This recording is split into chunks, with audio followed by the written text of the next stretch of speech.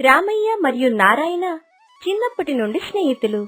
వాళ్ళకి పిల్లలు పుట్టాక స్నేహితులుగా ఉన్నవాళ్లు బియ్యంకులు కావాలి అని అనుకునేవారు. పిల్లలు పెద్దవాళ్లు అయ్యారు. రామయ్య కొడుకు సూర్యకి గవర్నమెంట్ ఉద్యోగం వచ్చింది. ఆ ఆనందంలో రామయ్య నారాయణకు కాల్ చేసి, హలో, అరే నీ కూతుర్ని పెళ్లి కూతురు చేయడానికి రెడీ అయిపో, నా కొడుక్కి ఉద్యోగం వచ్చింది. ఆహా, ఎంత మంచి వార్త చెప్పావురా. ఇంక మనం స్నేహితులం కాస్త వెయ్యంకులు అవ్వబోతున్నాం. నీ కూతురి వైశాలి అభిప్రాయం కూడా ఒకసారి అడిగి చెబితే వెంటనే పంతులకి కాల్ చేస్తా. సరే సరే, వదిలితే ఇప్పుడే పెళ్లి డాన్స్ చేసేలా ఉన్నావు. హహహ, నీతో కూడా వేయిస్తా చిరంజీవి స్టెప్లు. ఏవండి, భోజనానికి రండి. సరే, మా ఆవిడ భోజనానికి పిలుస్తుంది, రేపు కాల్ చేస్తా. ఉంటా మరి. సరేరా. జ్యోతి, ఏంటి ఈరోజు వంట? చెప్తా గాని పెళ్లి చూపులంటున్నారు. మీ స్నేహితుడికి కాల్ చేశారా? అవునే, వీడికి జాబ్ వచ్చిందిగా, ఇంకా పెళ్ళేగా. అవును కాని ఆ నారాయణ వాళ్ళకి పెద్ద ఆస్తి ఏమీ లేదు కదా, ఏం పెట్టగలరు? అనుకున్నా నీ నుండి ఇలాంటి మాటలే వస్తాయని. ముందు అడిగిన దానికి చెప్పండి. చాలా మంచి అమ్మాయి, బంగారం లాంటి పిల్ల. అయినా నీకు తెలుసుగా, పిల్లలు పుట్టినప్పటి నుండి వియంకులు అవుదాం అనుకున్నాం. సరే, మీకు నచ్చినట్టే కానివ్వండి అని మొహం తిప్పుకొని వెళ్ళిపోతుంది. భోజనం వడ్డించకుండా వెళ్ళిపోతావేంటే? అన్నీ అక్కడే ఉన్నాయి కదా, వడ్డించుకోండి. ఓ సినీ. 5 రోజుల తర్వాత తెల్లవారుజామున రామయ్య పెరట్లో చెట్లకు నీళ్లు పోస్తూ ఉంటే అంతలో సూర్యం మొదటి రోజు తన ఉద్యోగానికి బయలుదేరతాడు. నాన్న, నేను వెళ్ళొస్తాను. మంచిది నాన్న. సరే గాని నీకు తెలుసు కదా, నా స్నేహితుడు నారాయణ కూతురు వైశాలికి నీకు పెళ్లి చేద్దామని మీ చిన్నప్పటి నుంచి అనుకుంటున్నాం కదా. వాడికి కాల్ చేశా, తన కూతురికి ఇష్టమే అన్నదిరా. నువ్వు నీ అభిప్రాయం చెబితే వాళ్ళకి ఏదో ఒకటి చెబుతా. మీ ఇష్టం నాన్న, మీకు ఎలా కావాలంటే అలా చెయ్యండి. నేను వెళ్ళొస్తా ఇంకా. సంతోషం. సరే నాన్న, వెళ్ళు జాగ్రత్తగా. అనుకున్న దానికంటే అంగరంగ వైభవంగా పెళ్లి జరుగుతుంది. వైశాలి అత్తగారింటికి వెళ్తున్నానని ఆనందపడుతుంది. కాని తనకి తెలీదు తను ఒక కష్టాల బావిలోకి దూకబోతుందని. 2 రోజులు అత్తారిల్లు పెద్దవాళ్ల ముచ్చట్లతో, చిన్నపిల్లల అరుపులతో, అల్లర్లతో సాగిపోతుంది. వచ్చిన చుట్టాలందరూ వెళ్లిపోయారు. తన అత్త పనులు చెప్పటం మొదలుపెట్టింది. వైశాలితో క్షణం తీరిక లేకుండా అన్ని పనులు చేయించేది. కాని వైశాలి మాత్రం మన ఇంట్లో పనులు నేనే చెయ్యాలి కదా అని చకచకా చేసేది. పగలంతా పనిచేసి అలసిపోయినా సూర్యకి ఏమీ చెప్పేది కాదు. ఎప్పుడూ సూర్య వైశాలి కలిసి ఉండాలన్నా అత్త ఉండనిచ్చేది కాదు. ఎప్పుడూ వైశాలికి ఏదో ఒక పని చెప్పి సూర్యకి దగ్గరగా ఉండనిచ్చేది కాదు. వైశాలి, ఇక్కడంతా నీకు బానే ఉందా? బానే ఉందండి. ఎందుకలా అడిగారు? అంటే చూస్తూనే ఉన్నాను కదా, మా అమ్మ పనుల మీద పనులు చెప్తుంది. నువ్వు కూడా ఏ రోజు కాదనకుండా చేస్తున్నావు. అయ్యో, అదేమీ లేదండి. మన ఇంట్లో పనులు అలా ఉన్నాయి.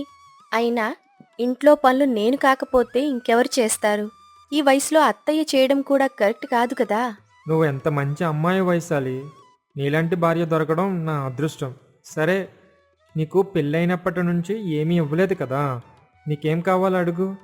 నాకేం వద్దండి, ఇప్పుడు నాకన్నీ ఉన్నాయి. అయ్యో, అలా ఏం కాదు, ఏమైనా అడుగు.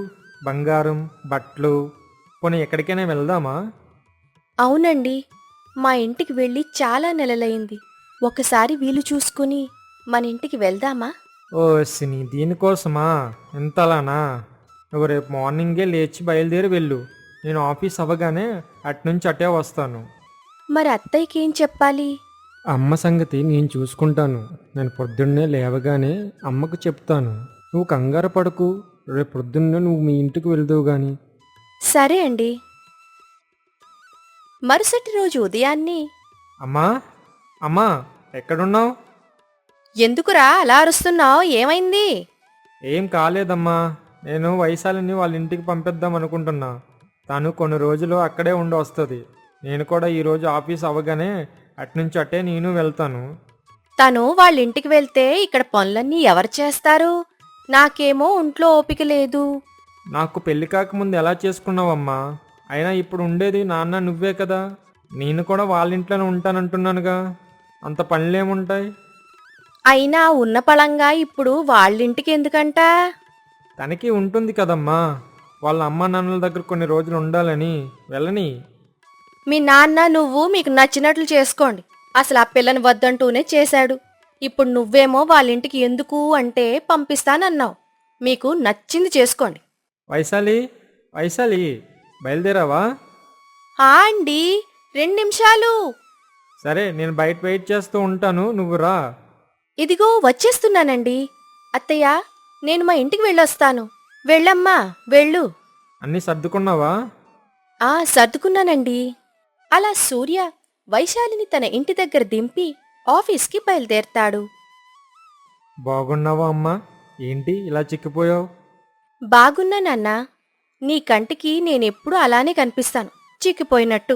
అల్లుడు గారు రాలేదమ్మా? ఆఫీస్కి వెళ్ళారు నాన్నా. సాయంత్రం నేరుగా ఇంటికే వస్తా అన్నారు. అలా సాయంత్రం అవుతుండగా సూర్య ఇంకా ఇంటికి రాకపోవడంతో కంగారుగా సూర్యకి వైశాలి ఫోన్ చేస్తుంది. సూర్య ఫోన్ స్విచ్ ఆఫ్ వస్తుంది. వాళ్ళ అత్తయ్యకు చేద్దామన్నా మళ్ళీ ఏదో ఒకటి అంటారన్న భయంతో ఏ ఫోను చెయ్యదు. అదేంటమ్మా, అల్లుడు గారు వస్తారన్నావు, ఇంకా రాలేదు? అదే నాన్న, నాకు అర్థం కావటం లేదు. ఫోన్ చేస్తుంటే స్విచ్ ఆఫ్ వస్తుంది. అవునా? మీ అత్తయ్య గారికి ఫోన్ చేసి అక్కడికి ఏమైనా వెళ్ళారేమో కనుక్కో అమ్మా. చేయాలని నాకు ఉంది నాన్న, కానీ ఆమె ఏదో ఒక మాట అని నన్ను తిడతారు. అందుకే ఆగుతున్నా. సరే ఆగు, నేను రామయ్యకి కాల్ చేసి విషయం ఏంటో తెలుసుకుంటాను. సరే నాన్న. హలో రామయ్య, ఎక్కడున్నావు? హలో నారాయణ, నేను కొంచెం పని ఉంటే చుట్టాల ఊరు వచ్చాను, చెప్పు. అదే, అల్లుడు గారు ఇంటికి వస్తానన్నారు. సాయంత్రం అయిపోయింది, చీకటి కూడా పడుతుంది, అయినా ఇంటికి ఇంకా రాలేదు. వస్తాడులే, ఆఫీస్లో ఏదో మీటింగ్ ఉండి ఉంటుంది, నువ్వేం కంగారు పడకు. కంగారు నాకు కాదురా, నీ కోడలకి. కోడలకి అర్థమైనట్టు చెప్పు వచ్చేస్తాడని. అని రామయ్య ఫోన్ కట్ చేస్తాడు. రాత్రి అవుతున్నా సూర్య ఇంకా ఇంటికి రాకపోవడంతో వైశాలి చూసి చూసి అక్కడే అలానే గుమ్మం దగ్గర పడుకుండిపోతుంది. తెల్లవారుజామున, హలో నారాయణ, నారాయణ, ఉన్నపలంగా కోడలను తీసుకొని మన ఊర్లో ఉన్న ప్రభుత్వ హాస్పిటల్కి రారా. ఏమైందిరా, ఇంత తెల్లవారుజామునే హాస్పిటల్ అంటున్నావు? అంతా బానే ఉందా?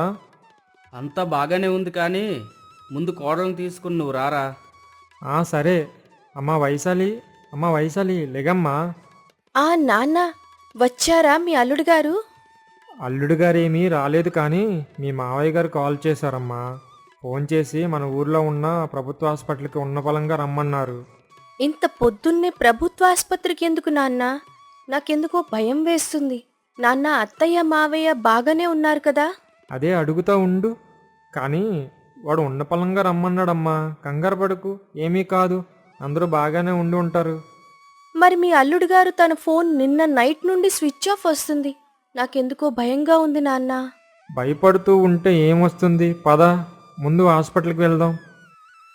అలా నారాయణ, వైశాలి కలిసి హాస్పిటల్కి వస్తారు. వచ్చావా అమ్మా? నువ్వు వచ్చిన వేళ విశేషం ఏంటో? హాస్పిటల్ మొహం ఎరుగని నా కొడుకు ఇప్పుడు చూడు ఎలా పడున్నాడు. నిన్ను దింపి వెళ్తుండగా వాడికి యాక్సిడెంట్ అయింది. వాడు ఫోన్ కంటిన్యూస్గా స్విచ్ ఆఫ్ వస్తున్నా ఏమి పట్టనట్టే పుట్టింట్లో ఎంజాయ్ చేస్తున్నట్టున్నావు. ఏం మాట్లాడుతున్నారు అత్తయ్య? నేను చాలా కంగారు పడ్డాను. మావయ్య గారికి కూడా ఫోన్ చేశాను. ఫోన్ చేస్తే ఏ లాభం? వీడికి యాక్సిడెంట్ అయ్యింది. వీడిప్పుడు కోమాలో ఉన్నాడు. ఏదో బ్రెయిన్ సర్జరీ అంట చెయ్యాలి. పెద్ద పెద్ద డాక్టర్లు కావాలి అంటున్నారు. బోలెడని డబ్బులు అవుతాయంటున్నారు. నువ్వు గాని మీ నాన్నగారిని తెస్తారా ఏంటి? అసలు ఏమైంది మావయ్య? మీరైనా అర్థమైనట్టు చెప్పండి. నిన్ను దింపి వెళుతుంటే ఎదురుగా లారీ వచ్చి గుద్దిందమ్మా. వాడికి బ్రెయిన్కి ఏదో దెబ్బ తగిలిందంట. పెద్ద డాక్టర్లు ఉండాలంటమ్మా. అలానే చాలా డబ్బులు ఖర్చు అవుతుందంట. డబ్బు కోసం నువ్వేమీ ఆలోచించకరా, నేనున్నాను కదా. అవసరం అయితే నా పొలం అమ్మైనా అల్లుడి గారిని బతికించుకుంటాను. నేనొక్కసారి డాక్టర్ గారితో మాట్లాడొస్తాను, ఉండండి నాన్న. సరే అమ్మా. డాక్టర్, డాక్టర్, చెప్పండి. మా ఆయనకి ఏమైంది? అదే పేషెంట్ సూర్యకి ఏమైంది? సూర్యకి యాక్సిడెంట్ అయ్యింది. ఆ యాక్సిడెంట్ అవ్వడం వల్ల బ్రెయిన్కి సర్జరీ చేయాల్సి వస్తుంది. కానీ బ్రెయిన్ సర్జన్స్ మన దగ్గర లేరు. డాక్టర్, నేను బ్రెయిన్ సర్జన్ని. నేను పిహెచ్డి చేశాను. నేను ఈ ఆపరేషన్ చేస్తాను. ఏం మాట్లాడుతున్నావమ్మా? దానికి రూల్స్ ఏమీ ఒప్పుకోవు. వాళ్ళ భార్యగా నేను సంతకం పెడతాను. ఏదైనా అయితే నాదే పూచి. సరే పద ఆపరేషన్ థియేటర్కి. నీకు అనుభవం లేకపోయినా చాలా చక్కగా చేసావమ్మా. ఆపరేషన్ ఎటువంటి కాంప్లికేషన్ లేకుండా. థ్యాంక్ యూ డాక్టర్, మా ఆయన బ్రతికించుకునే అవకాశం నాకు ఇచ్చినందుకు. థ్యాంక్ యూ నేను మీకు చెప్పాలమ్మా, ఒక పేషెంట్ ప్రాణాలను బ్రతికించినందుకు. జ్యోతి, రామయ్య, మీ కొడుక్కి ఎటువంటి ప్రమాదం లేదు. ఆపరేషన్ బాగా జరిగింది. అదేంటి, డాక్టర్ బ్రెయిన్కి ఆపరేషన్ చేయాలన్నారు? బ్రెయిన్ సర్జన్స్ ఎవరు ఇక్కడ లేరన్నారు. మరి ఇంతట్లో ఆపరేషన్ ఎలా జరిగింది? ముందుగా మీ కోడలు. మీ కోడలే మీ కొడుకుని బతికించింది. తాను ఒక బ్రెయిన్ సర్జన్. తను లేకపోతే మీ కొడుకు బ్రతికేవాడే కాదు. అమ్మా వైశాలి, నన్ను క్షమించమ్మా. నువ్వు డాక్టర్ అని తెలియక నిన్ను చాలా మాటలన్నాను. ఈ రోజు నా కొడుకు ప్రాణాలు కాపాడిన దేవతవు నువ్వు. నిన్ను ఇంకెప్పుడు ఎటువంటి మాట అననమ్మా. నువ్వింత చదువుకొని ఇంట్లో నేను చెప్పిన పనులన్నీ చేశావు. నన్ను క్షమించమ్మా. అయ్యో అత్తయ్య, ఊరుకోండి. నేను కాపాడింది మా ఆయన ప్రాణాలే కదా. ఎందుకు మీరంతా అలా ఏడుస్తున్నారు? ఇంక ఇంట్లో పనులంటారా? అది నా ఇల్లు, నా పనులు నేను కాకపోతే ఇంకెవరు చేస్తారు? అలా జ్యోతి వైశాలి మంచి మనసును తెలుసుకొని ఇంకెప్పుడూ తనని కష్టపెట్టకుండా సుఖంగా చూసుకుంటుంది.